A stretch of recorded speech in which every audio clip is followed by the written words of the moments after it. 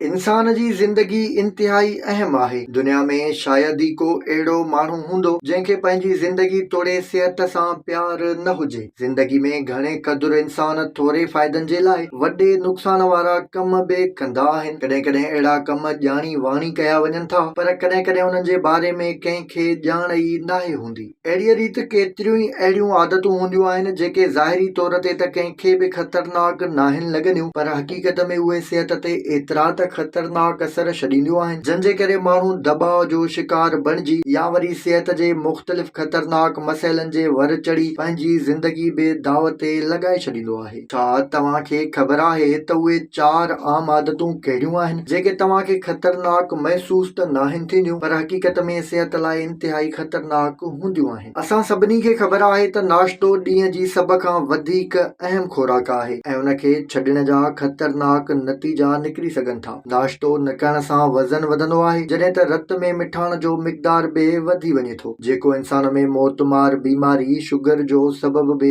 बणिजी वेंदो आहे। उन खां सवाइ नाश्तो न करण सां तव्हांजो मेटाबॉलिज़म बि सुस्त थी वेंदो आहे, जंहिंजे करे तव्हांखे बुख लॻंदी ई नाहे या वरी खाइण वक़्तु घणो खाधो खाइण ते मजबूर थी वेंदा आहियो। हिकु ताज़ी तहक़ीक़ मूजिबि जेके माण्हू रोज़ नाश्तो कंदा आहिनि उहे वधीक कैलोरीज़ इस्तेमालु कनि था, उन्हनि जो मूड बि बहितर रहंदो आहे ऐं कम ते बि घणो ध्यानु वेंदो आहे। अॼुकल्ह टेक्सनेक सिंड्रोम नाले हिकु बीमारी बाबति घणो बहस थी रहियो आहे, जंहिंजे करे कंहिंखे बि लगातार बुनियादनि ते वॾा नुक़सान थी सघनि था। पंहिंजी फोन खे ॾिसण जे लाइ असां पंहिंजे कंध खे जहिड़े अंदाज़ में रखंदा आहियूं, उन वक़्तु असांजे कंध में छिक हूंदी आहे। केरु यकीन करे या न, पर मोबाइल जे घणे इस्तेमाल सां तव्हां जंहिं अंदाज़ में कंध रखी स्क्रीन खे ॾिसंदा आहियो, इहो तव्हांजे लाइ सर्जरीअ जो सबबु बि बणिजी सघे थो। जेकॾहिं तव्हां पंहिंजे वज़नी बटुअ खे पेंट जे पुठिएं खीसे में रखण जा आदी आहियो त तव्हांखे ध्यानु ॾियणु घुर्जे। ईंदड़ वक़्त में तव्हांजी इहा आदत तव्हांजी चेल्हि में सूर जो सबबु बणिजण वारी आहे ऐं इहो सूर इंतिहाई ख़तरनाक थी सघे थो। औरतुनि जे मुक़ाबले में मर्दनि में इहा बीमारी थियण जो सभ खां वॾे में वॾो सबबु बटुअ खे पुठिएं खीसे में रखण ई हूंदो आहे। माण्हू बटू खे पुठिएं खीसे में रखी कंहिं सीट ते वेठल रहंदा आहिनि, जंहिंजे करे अहिड़ी रॻुनि ते ज़ोर पवंदो आहे जेके लगातार ज़ोर जे करे सुंगड़जी ऐं रत जे दौरे में रंडक सां मुंहुं ॾींदियूं आहिनि, जेको तव्हांजी चेल्हि जे सूर जो सबबु बणिजी वेंदो आहे। हिकु ताज़ी तहक़ीक़ में इहो ॾिठो वियो आहे त घणी वेहक करण सां जल्दी मौत थियण जा इम्कान वधी वेंदा आहिनि। घणो वेहण वारा माण्हू कैंसर या दिलि जी बीमारियुनि में मुब्तला थी वञनि था। उन खां सवाइ जेकॾहिं तव्हां रोज़ 12 कलाक या उन खां मथे कुर्सीअ ते वेहो था या घुमो फिरो नथा,